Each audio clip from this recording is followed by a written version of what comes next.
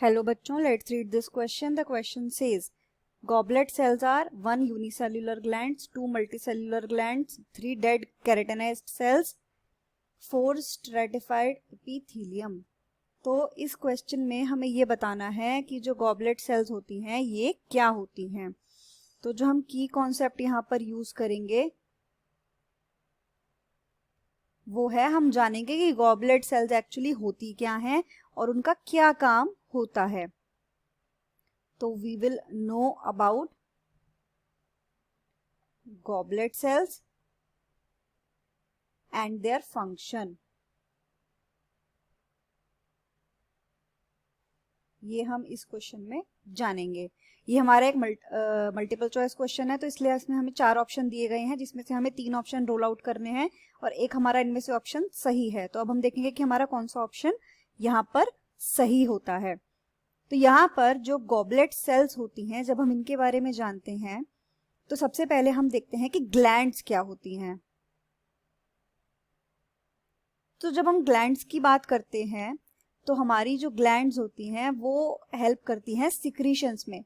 ये ग्लैंड्स क्या होती हैं? ये वो सेल्स या ऑर्गन्स जो हमें सिक्रीशंस में हेल्प करते हैं. वो सेल्स या फिर ऑर्गन्स जो हमें सिक्रीशंस में हेल्प करते हैं, वो सिक्रीशंस जो हमारी बॉडी के लिए हेल्दी हैं, हमारी बॉडी के लिए हेल्पफुल हैं.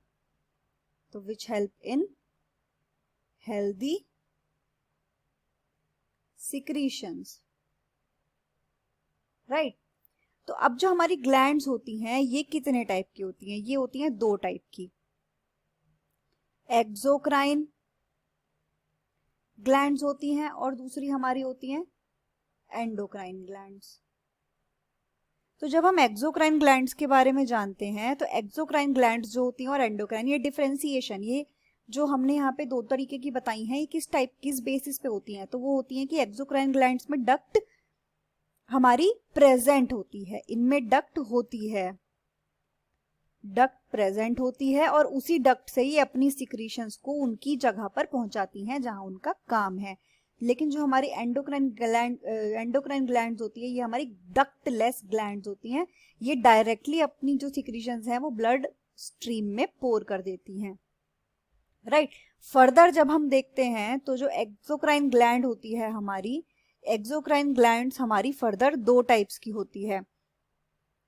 पहली होती है हमारी यूनिसेल्यूलर ग्लैंड्स, दूसरी हमारी होती है मल्टीसेल्यूलर ग्लैंड्स.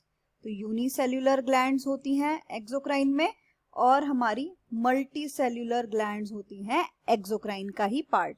एक्सोक्राइन में अगर सिंगल सेल है जो कुछ सिक्रीट कर रही है और उस सिक्रीशन को डक्ट के थ्रू वो अपने टारगेट ऑर्गन तक पहुंचाती है जहां पर उसका काम है, तो वो हमारी यूनिसेल्यूलर ग्लैंड हो गई, क्योंकि सिर्फ एक सिंगल सेल ग्लैंड की तरीके से काम कर रही है. मल्टीसेल्यूलर ग्लैंड्स में क्या होता है? एक नहीं, बहुत सारी सेल्स मिलकर इकट्ठे काम करती हैं और एक पूरा ऑर्गन बनाती है. तो वो होती है मल्टीसेल्यूलर. एक ग्लैंड जिसमें बहुत सारी सेल्स हों उसको हम बोलते हैं मल्टीसेल्यूलर ग्लैंड. तो जब हम यूनिसेल्यूलर ग्लैंड की बात करते हैं तो इसमें हमारा एग्जाम्पल आता है गॉबलेट सेल्स का, जो कि क्या सिक्रीट करती है? जो कि म्यूकस सिक्रीटिंग हमारी ग्लैंड होती है. म्यूकस सिक्रीशन हमारा ये काम करती है. म्यूकस को सिक्रीट करने का काम किसका होता है? गॉबलेट सेल्स का होता है, राइट. तो हमारी जो गॉबलेट सेल्स हैं वो क्या हुई? वो हुई हमारी यूनिसेल्यूलर ग्लैंड. तो हमारा यहाँ पर जो सही ऑप्शन है, अगर हम देखें तो हमारा फर्स्ट ऑप्शन यहाँ पर सही है, दैट इज यूनिसेल्यूलर ग्लैंड्स. क्योंकि ये मल्टीसेल्यूलर ग्लैंड्स नहीं होती, ये स्ट्रेटिफाइड एपिथेलियम का टाइप नहीं होती, ये डेड केराटिनाइज्ड सेल्स भी नहीं होती हैं. तो गॉबलेट सेल्स हमारी क्या होती हैं? वो होती हैं यूनिसेल्यूलर ग्लैंड. तो जो हमारा यहाँ पर सही ऑप्शन है, जो हमारा यहाँ पर सही आंसर है, वो है option number 1, unicellular glands. The final answer is option 1, unicellular glands. Hope you understood it well. Best of luck.